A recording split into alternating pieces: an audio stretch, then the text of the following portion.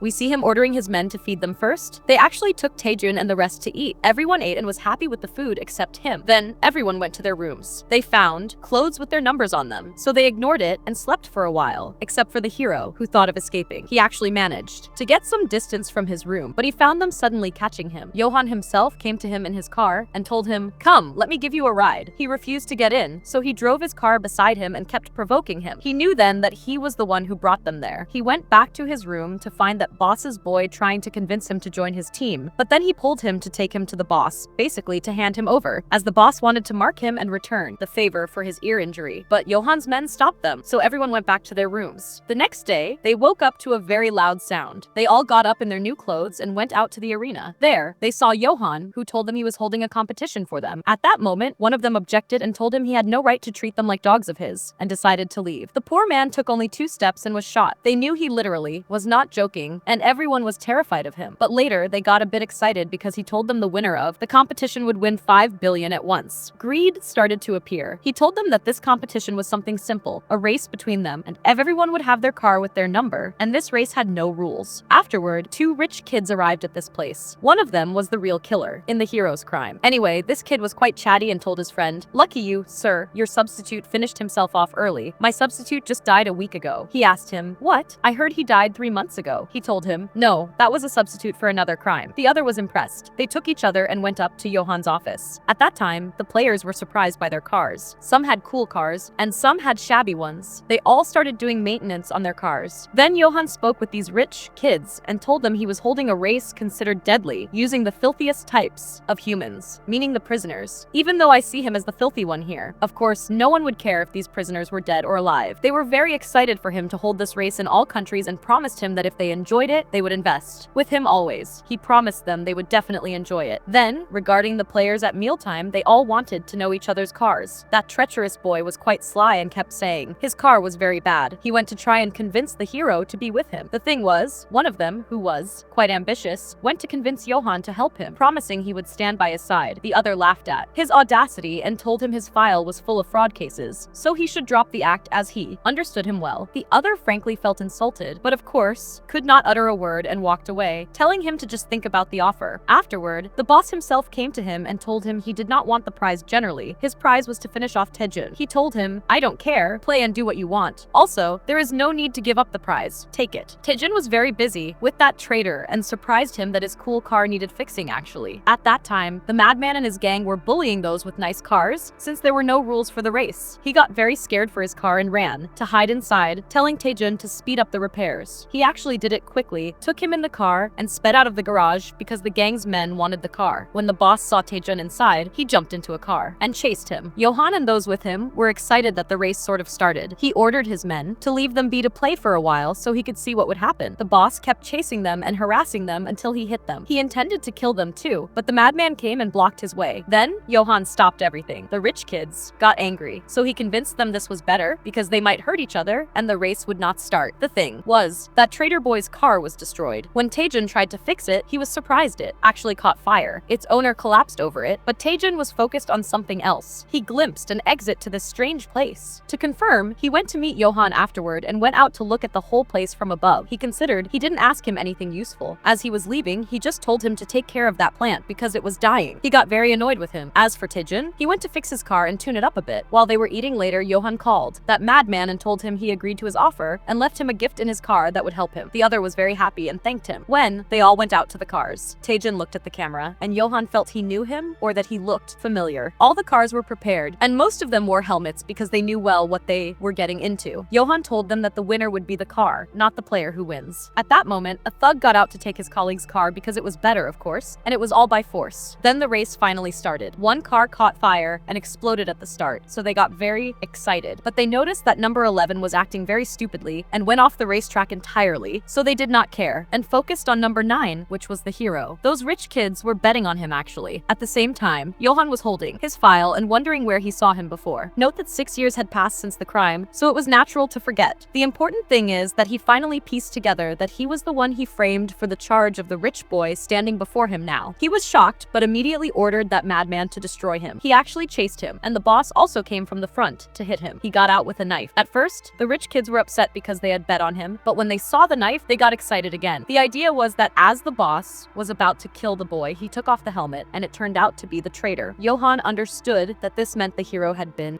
in car number 11 all along. He quickly had the cameras find it, but they were all surprised that it was actually empty. They were shocked even more when a motorcycle suddenly appeared with him on it. The kids got excited again and encouraged him to win. As for Johan, he wanted to get rid of him because he supposedly told the rich boy and his family that that he died, so he quickly ordered him to use the gift. He actually found a gift left for him in the car, which was a gun he kept shooting at. Taejun, who was smart and tied a canister to his motorcycle and made it hit the wheel of the madman's car. He flipped over and he got rid of him. Johan went crazy, while the others were dying of excitement. For Johan to finish this, he announced to everyone that whoever caught Taejun alive or dead would get double the prize. So literally everyone ran after him. 10 billion, guys! That is why he flipped with the motorcycle. Then the boss got out to beat him, but he overpowered him even though the rest of the cars kept coming and hitting him. When the drivers got out too, he overpowered them as well. Johan went completely crazy and said, "No more." He went and flipped the dining table and took out his sniper rifle from under it. The two rich guys were terrified. He told the guards to take them out. He stood and started aiming at him. The idea was that he was really close to finishing him off, but the other was faster and managed to get on the motorcycle again and run away from him. He also broke the camera he was using to watch him. When Johan focused, he understood his plan and that he did all this to escape. That was why he came up to his office from the start, to see the place from above and study it. He was shocked by his intelligence and decided to finish him off quickly. As for Taejun, he caused a big explosion in the place and flew with the motorcycle quickly to escape from the exit. But while he was doing that, Johan fired a shot at him. Did it hit him or not? And if he actually escaped, for example, how would he know how to take revenge on a person like Johan with his influence? To know all this sweet talk, wait for the second part. That is it, our series ends. Goodbye.